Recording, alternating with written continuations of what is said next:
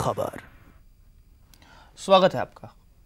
पिछले 5 वर्ष में देश के 10 प्रमुख राजनीतिक पार्टियों की बिना टैक्स आमदनी करीब 2490 करोड़ रुपए दर्ज की गई है।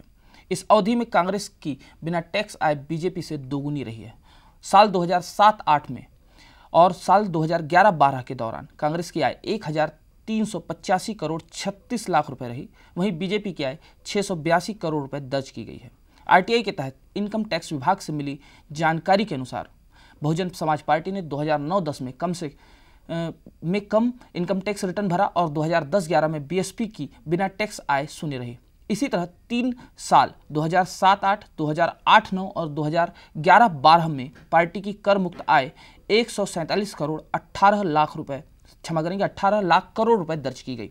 वहीं सीपीएम की 2008-9 की कर मुक्त आय शून्य रही, जबकि शेष 4 साल की अवधि यानी कि 2007-8, 2009-10, 2010-11 और 2011-12 में कुल कर मुक्त आय 8,561 करोड़ रुपए बताई गई। सीपीआई की 2 वर्ष 2008-9 और 2009-10 में कर मुक्त आय 2,047 करोड़ रुपए रही।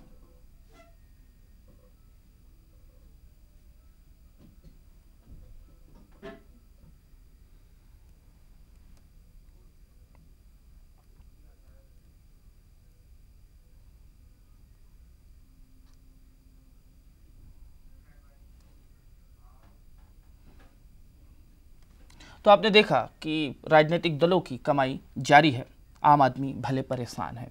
अब बात करते हैं दूसरी। व्यापार में चीन की होड़ है तो उसका तोड़ भी सामने आया है भारत में। मोहाली में 48 घंटों में तैयार की गई देश की पहली 10 मंजिला इमारत, जिसे देखकर ये बात झूठी साबित होती है कि भारत गृह निर्माण क्षेत्र में काफ़ी सुस्त है। भारतीय योग्यता देखने को मिली है पंजाब के मोहाली में, जहां 48 घंटे के भीतर एक 10 मंजिला इमारत तैयार की गई।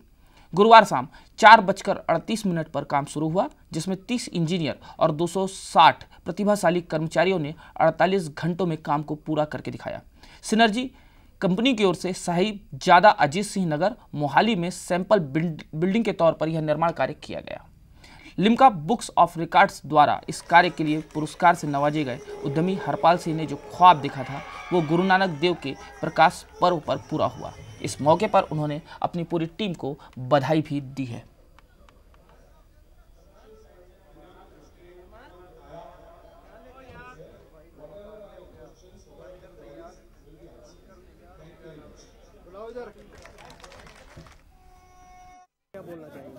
हमने 48 आवर्स डिक्लेयर किए थे कॉन्सेप्ट दिखाने के लिए भी ये हिंदुस्तान में भी पॉसिबल है, इंडिया में भी ये पॉसिबल है।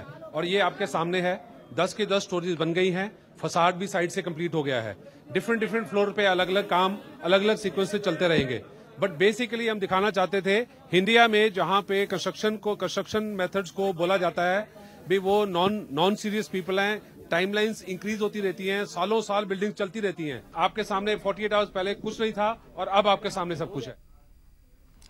तो देखा आपने कि एक रिकॉर्ड बन चुका है भवन निर्माण में। अब बात करते हैं रसोई गैस के उपभोक्ताओं की। रसोई गैस उपभोक्ताओं के लिए केवाईसी फॉर्म भरने की आखिरी तारीख 31 दिसंबर कर दी गई है। एक से ज़्यादा कनेक्शन खत्म करवाने के लिए सरकार ने देश भर में रसोई गैस के ग्राहकों से केवाईसी फॉर्म भराने की कवायद शुरू की थी। पहले इसकी आखिरी तारीख 15 नवंबर थी। वैसे जिन लोगों के नाम मल्टीपल कनेक्शन वाली सूची में हैं, उन्हें ही केवाईसी फॉर्म भरना होगा। इसी बीच उपभोक्ताओं को दिए जाने वाले सब्सिडी वाले सिलेंडरों की संख्या भी बढ़ाने पर विचार किया जा रहा है।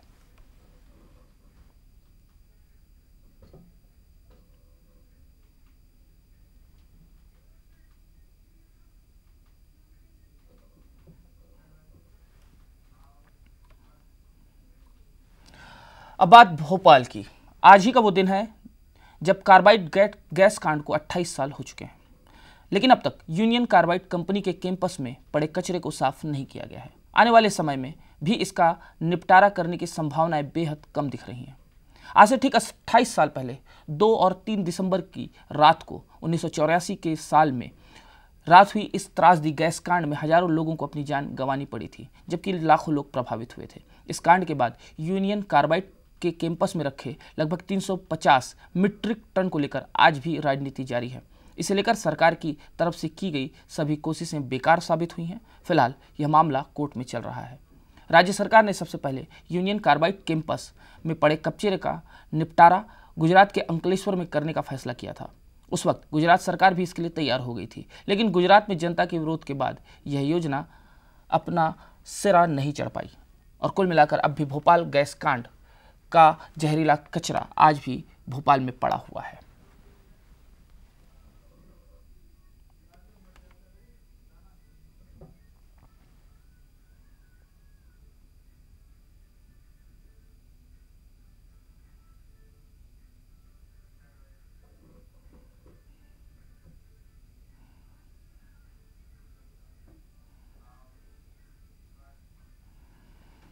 क्या 200 करोड़ रुपए के लिए शराब कारोबारी पॉन्टी चड्डा का कत्ल हुआ था? क्या पॉन्टी चड्डा की हत्या और उनके ठिकानों पर पड़े छापों में कोई कनेक्शन है? पुलिस अब हत्या से जुड़े इन्हीं कड़ियों को जोड़ने की कोशिश में लगी हुई है। कहीं पॉन्टी के ठिकानों पर भी इस साल की शुरुआत में पड़े छापों की वजह से तो उनकी हत्या नहीं हुई। इस साल फरवरी की शुरुआत में पॉन्टी के ठिकानों पर आयकर विभाग ने छापे मारे थे, लेकिन कोई बड़ी रकम बरामद नहीं हुई थी। पुलिस को शक है कि पॉन्टी ने छापों से पहले नामधारी को 200 करोड़ रुपए दिए थे, जबकि छापे में आयकर विभाग के हाथ कुछ नहीं लगा था। जब पॉन्टी ने नामधारी से ये रकम लौटाने के लिए कहा होगा, तब नामधारी ने ही पॉन्टी का कत्ल कर दिया था, ऐसी पूरी संभावना है। हालांकि अभी पुलिस की जांच जारी है और जल्द ही नए खुलासे भी हो सकते हैं।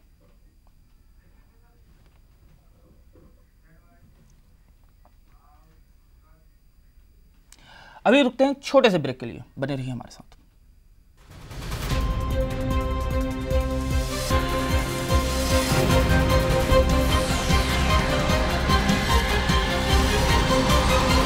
GNN न्यूज, सिर्फ खबर।